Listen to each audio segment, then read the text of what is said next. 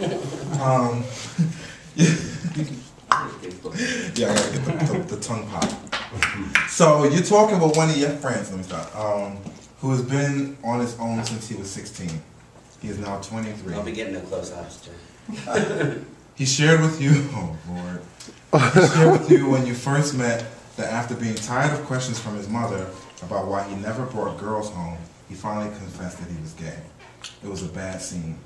His mother wouldn't stop crying, and his father told him to leave and threw his stuff out. He has lived from place to place since you've known him and is admitted to occasionally trading sex to get what he needs. You're concerned about him not taking precautions to protect himself from getting infected with HIV.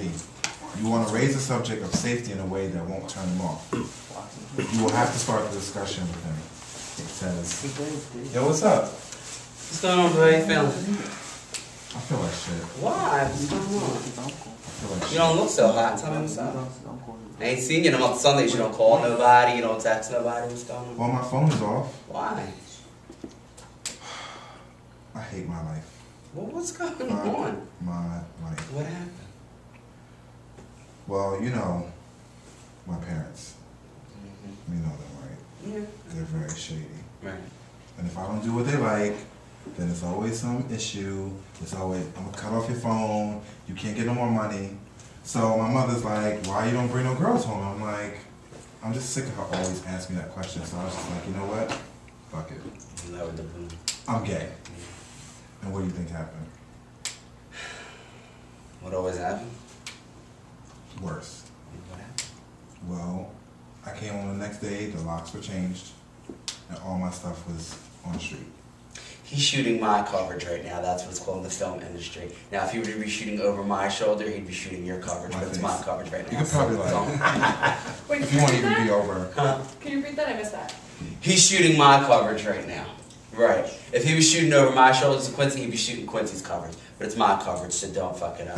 Go ahead. So all my stuff is on the street. Like, what am I gonna do? Like, I can't go back home. What do you mean your stuff is on the street? My mother put all my stuff on the street. So where have you been staying? Why haven't you called me, number one? You should have called me. I got It's off. My phone is off. I don't have no money. Hey phone, hello, you do the, you know, then you ever see the commercial? You just like say something real quick and then hang up before they place the jar? Well, that's not hot. Like, I'm not trying to But be if you need to make a call, you need to make a call. It is what it is. I know. Yeah, or you know where I live.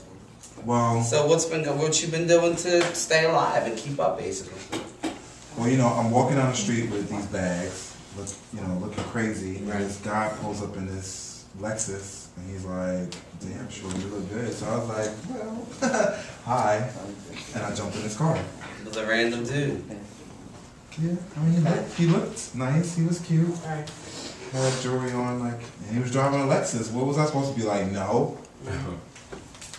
So he took me back to his condo. It's fab, like there's a pool in the building. Like, he always has food in the refrigerator. You know, he has a spare room. I get to stay in there too. Mm-hmm. So I get to watch TV. I don't gotta go to work. I could just chill on the sofa. Like, it is. I'm living a life. I don't think I'm ever going home. And you're returning the payment now. You're returning the favor now. I don't like. He's not gonna let me stay there for free. So How long you been living with him? a month. A month. You been using condoms at least? Have you even had any conversation with him about like his sexual history, anything? I mean, he looks clean. Like, he wears suits. Like, Now you know. he's paying his bills. Like I told you, he has a Lexus. Like, people who drive Lexuses and have condos, like, they usually have their life together, right? No. I haven't seen anything. People who can afford to drive a Lexus and have a condo, have a Lexus and a condo. Doesn't mean they got their life together, and doesn't mean that the dick is clean on the inside, even though it looks clean on the outside. I mean, I'm not saying it's see, about this place your is so soul. hot. No, for real. This place is hot, and like, he just like treats me like. So. Well, you're my boy, and I don't want to see anything happen to you. So, do you even think that you can, is it worth having to talk with him about, using condoms? Have y'all tried to use condoms? I don't know. I think if I bring up condoms, he's gonna be like, I'm gonna end up on the street again. Alright. So we're going to use this to our advantage. I want you to come up to the office on Monday. We're going to start looking at some programs to help you out so that you can get your own place, number one, and get your own money and get your shit straight so that you don't have to depend on, you know. So you know I gotta go work a 9 to 5. It's that or sell your ass, yeah.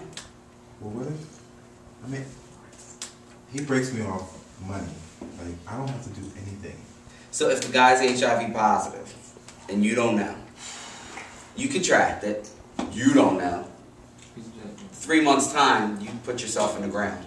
So all of this breaking off and you thinking you're stacking your chips is for nothing because you can't take it with you. You're in the fucking ground. So why don't we... I was just trying to think about that, like... No, I mean, don't get wigged already out. hard enough, I mean... Well, like I said, don't get wigged out. That's neither here nor there. Well, okay, what, I didn't even think this all the way through. What if, what if that test comes back?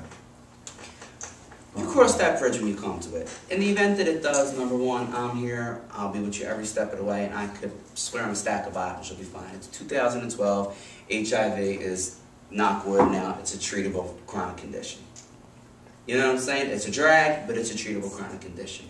But if you can avoid the accident, you avoid the accident. You walk around going, "Where's the accident?" That's not good. Because you know what? Sometimes when I stay out late, like, it seems like he doesn't pick the phone right away. So I'm like, has he got other... He could be banging 8 other bitches. He could be banging nobody. But that's not anything you have control over. You have control over your body and, you know, how it's treated. And you teach people how to treat you. So you treat him that it's okay to just use you any kind of way, and that's not cool because you know that you're worth more than that, and I know that you're worth more than that. So you gotta teach people to treat you better. Yeah. But like I said, I want you to come in on Monday.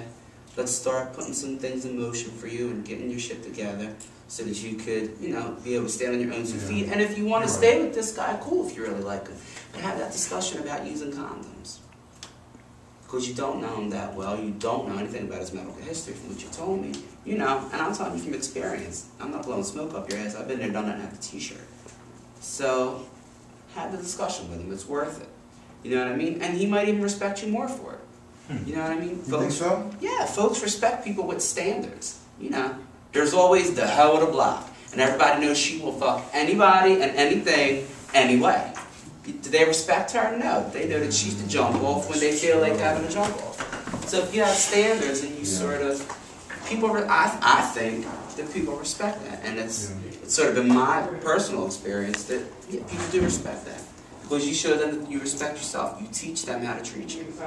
So, like I said, I think you're right. You know, I think you're right because the last thing I want my mother to be able to say is, "See, I told you." I know that's right.